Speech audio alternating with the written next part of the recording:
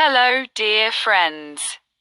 Today I want to talk about one of the most important and at the same time challenging topics in life, the pain of change. This pain is the hardships we have to endure in order to improve ourselves. Perhaps this pain can be compared to the pain of surgery, a suffering that is unpleasant at first. But its result is nothing but improvement and growth. The question arises as to how this pain is formed and why its amount varies from person to person. However, we should note that there is no pain more sacred, more useful and more valuable than the pain of change and growth. Changing for the better is one of the most difficult and at the same time most necessary human processes.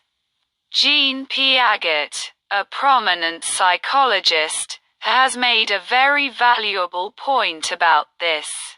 He says, "As long as we are satisfied with what we have and our current situation, we do not feel the need to change.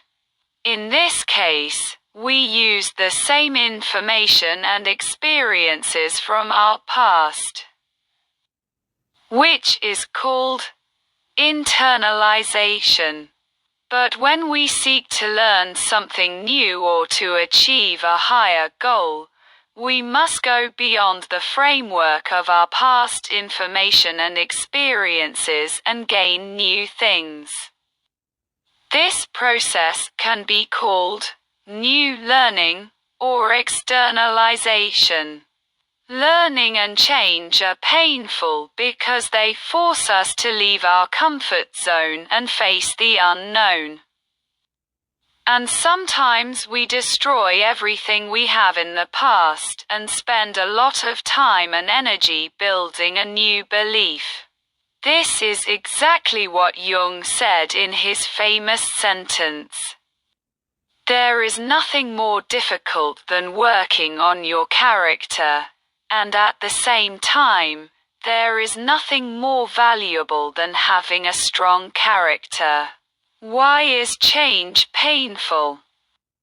When someone comes to psychotherapy, the first step is to show them how necessary and valuable change is. This is not easy, of course, because change is often accompanied by resistance. People usually cling to their beliefs, habits, and patterns of behavior, even if these patterns are to their detriment. For example, a person may spend a lot of energy and time due to past complexes or false beliefs to achieve things that ultimately not only do not make them happy, but also harm them. Here, the task of a psychotherapist is to show the client what the right path in life is. To do this, we must first examine his life goals. Many people pursue goals that seem to make them happy. But in fact, these goals are nothing more than illusions. For this reason, we must ask the client, will the goal you are pursuing really make you happy? Will you feel truly satisfied when you achieve this goal? Examples can be used to answer these questions. People who have achieved wealth, power, or fame but still feel empty and dissatisfied demonstrate that these goals alone cannot bring happiness. Where does happiness come from? One of the key points we need to teach our clients is that true happiness comes from within, not from the approval of others. If our happiness is dependent on the opinions of others, We will always be subject to dissatisfaction. Instead of waiting for external approval, we need to learn to be the measure of our own happiness and progress. This shift in attitude helps the individual focus on inner growth. How is inner change and growth possible? Inner change and growth is a time-consuming and complex process. First, we need to identify and challenge the client's false beliefs about happiness and progress. Then, we need to help them replace these thoughts with true and helpful beliefs. This requires awareness, practice, and enduring the pain of change. When the client understands what is right and what is wrong, he will find the motivation to try and endure the hardships of change.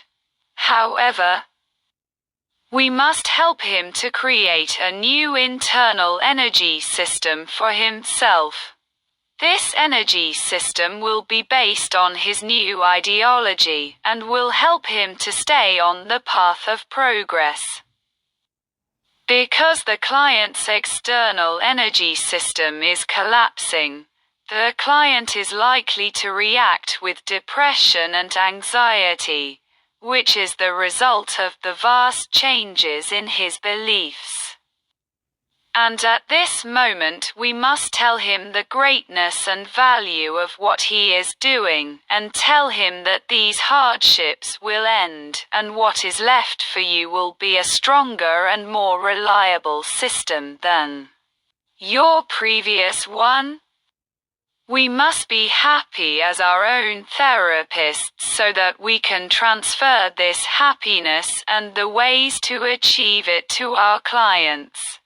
Before you try to make a change in your clients, make it in your own personal life and beliefs, and be sure that these beliefs are true. This is how an effective psychotherapy approach works.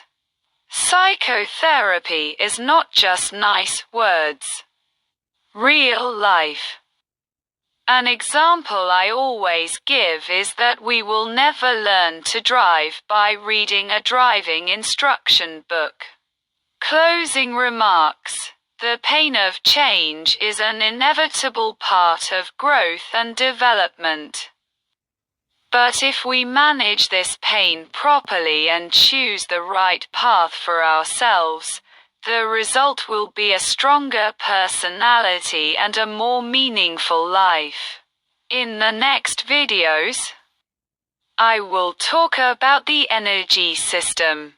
Thank you very much for watching this video. Please subscribe to my channel, Effective Psychotherapy, and share your comments, criticisms and suggestions with me. Goodbye.